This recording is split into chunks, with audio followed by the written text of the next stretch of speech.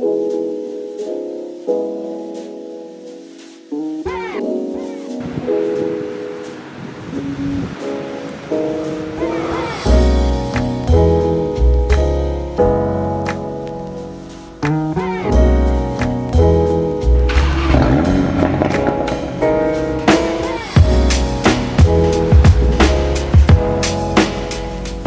guys, welcome back to my channel and welcome to today's video.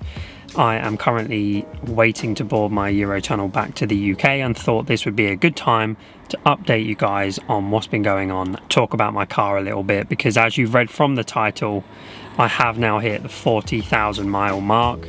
This car has officially done 40,102 miles, which I'm not sure why I'm making it sound like it's a good thing. I'm not sure it entirely is, but I thought I'd talk about what the ownership experience has been like.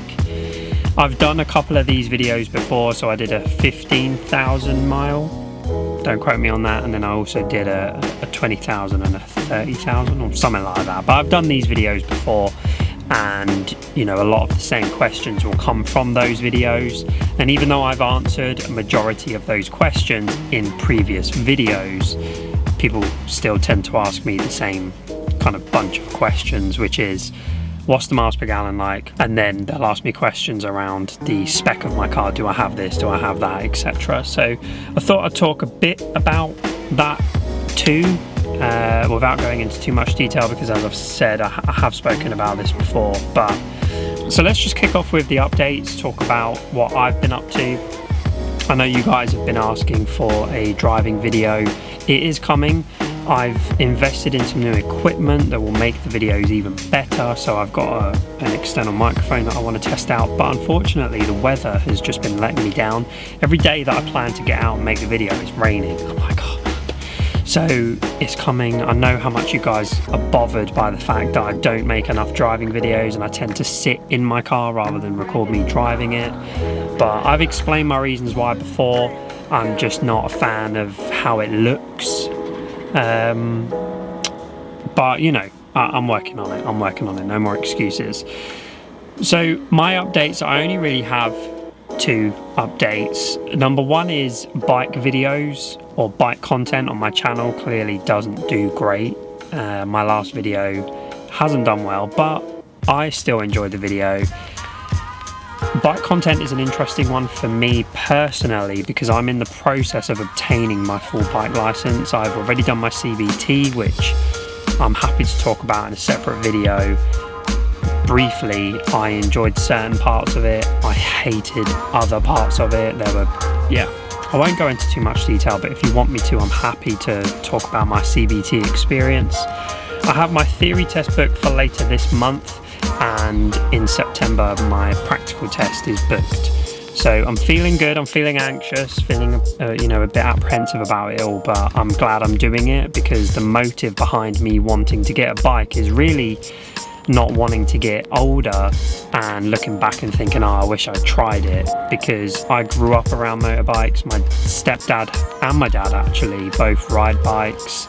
My stepdad has ridden all of his life, and what came with that was going to different events, events at the Ace Caf, Street Fighters, back when there was no speed bumps outside of the Ace Caf, and also going to Box Hill. And I was obsessed as a teenager. I was like, I'm getting a bike. But a few family friends had accidents, and unfortunately some of them passed away, and it just put me off. So I thought, okay, maybe not. And before I knew it, I was 32. So I just thought, right, let me give this a go. If I enjoy it, I will, really dive into it. And if I don't, then at least I've tried.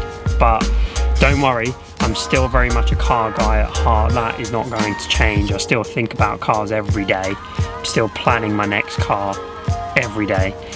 So nothing's going to change on that front. 40,000 miles in, I've driven this car all over the place. It's my daily car. I drive it back and forth to work at various companies that I've worked for, or clients I should say, that I've worked with during that time. And for me, the whole point of this car is to be a daily accessible car that I can just get into and go, but have some fun in at the same time. And of course, the sound, and certainly as you're driving into London, you get to it really like enjoy the sound more, because you don't have to blow the guts out of the car to get a nice sound out of it. So daily car, driven it all over Europe as well, going to different meetings and whatnot. I personally prefer driving in Europe within reason, so I've driven this car to Amsterdam a couple of times, I've driven it to Paris, I've driven it to Brussels. It's just easier to me to get in my car and go. I prefer the peace of mind of knowing I have my car, and there is some ignorance to that because I usually park my car on a side street in some places and just don't really worry about it. But of course, like car theft, etc. is a concern, but that's why I make sure that this kind of over insure, if that makes sense. You make sure you've got everything covered for any event. But anyway, 40,000 miles in. I mean, I don't really have much of an update because it wasn't that long ago I was making a video talking about 30 or 35,000 miles, and a lot of my comments will remain the same. This car shreds tyres. Last week I had to replace another front tyre, and I replaced both front tyres because I didn't want a new tyre on one side and probably more than 50% worn on the other side. So that was tyres 10 and 11. It's an issue that Audi aren't really acknowledging, and neither are Pirelli, and it's something I've said that I've just accepted. It's just a part of owning this car. But I did take a photo of my car, interestingly, yesterday at a service station. Don't ask. I mean, the lighting was nice, and you can clearly see the car's camber. Even though it's had full wheel alignment, there's clearly an issue there with how this car's set up, because you can see the tyre bowing, like the lift of the tyre sort of thing. I'll include the picture now just so you guys know what I'm talking about. But clearly that is the issue, especially when you do the mileage I do and the sorts of journeys that I do. I can only assume that what else would it be? Well, according to Audi, it's my driving style, because they seem to think I'm Ken Block, but who knows. And I've got a bit of a love-hate relationship with this car, but I would say it's more love than it is hate. I think there are times where this car infuriates me and I think, oh my god, why? But those come and go, and I'm sure everybody has those with their respective cars. It's just the support I get from Audi, or the lack of, that sometimes bothers me. But again, I've got a bit of a strenuous relationship with Audi because I've been a customer of Audi's now for the last 7 years. I had an A3, an S3 and this RS3. I am lining up, trying to make the stars align to position myself to possibly explore the new RS6. I'm thinking of buying an R8. So these things just bother me sometimes when I feel like Audi aren't really as supportive of me as they could be. Certainly when I see a bunch of other car YouTubers driving cars and criticising them, it's a bit odd, but whatever. It's all, exposure, I guess. But anyway, slight digression. 40,000 miles. Apart from the tyres, the general maintenance of this car is something that just didn't surprise me. I am a little OCD with wanting to make sure the car is serviced, making sure the oil is changed. I change the oil of this car more regularly than the recommended oil changes, so I change it every 10,000 miles, just because personally that's what I read on an Audi forum, and it makes sense to me why you would want to do that. And the fuel costs is the one question I get asked the most. I don't think I'm the best person to ask questions about fuel, and the reason I say that is because and this sounds like such a knobby thing to say, but I just don't really pay attention to it. I know that the car's miles per gallon isn't great, so the long-term memory for this car, the miles per gallon is stated at 24.4 miles per gallon, and the short term is based at 11. So it just varies depending on your driving and where you're driving and the type of driving you're doing. I've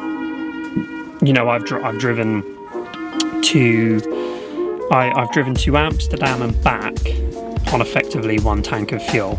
So a tank of fuel, as far as the car is concerned, is 355 miles. but of course it's not. So yeah, I mean, like I said, I just don't really pay much attention to it. When the fuel light comes on, I refill it, and that's it. And this car's only ever had premium fuel in it as well, just because, again, just a bit OCD about that. So if you're thinking of buying an RS3 and fuel is a concern, I would recommend looking into maybe an S3 instead, just because they are a little more economical, having a smaller engine. They're a little easier to drive around town because there's not as much turbo lag, so you're not having to put your foot down as much to kind of get going. And don't get me wrong, it's marginable, but I'm sure there is money that you would save. I was paying more attention to the miles per gallon and how much money I was spending on my S3 because, well, I mean, to be frank, I had less money, so it was something that I needed to be mindful of. But with this, I just do what the car tells me, sort of thing. And so yeah, can't really comment on the miles per gallon.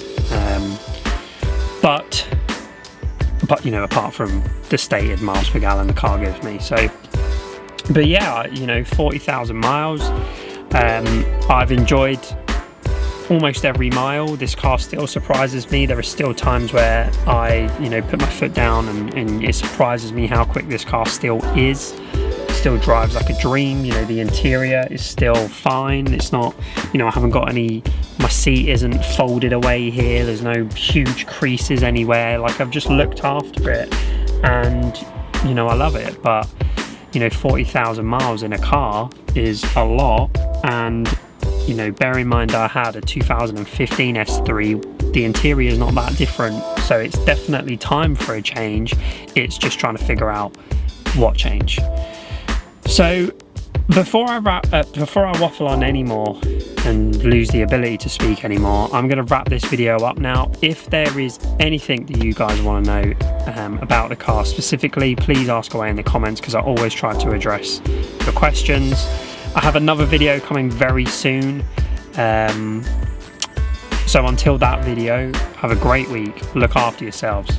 Peace.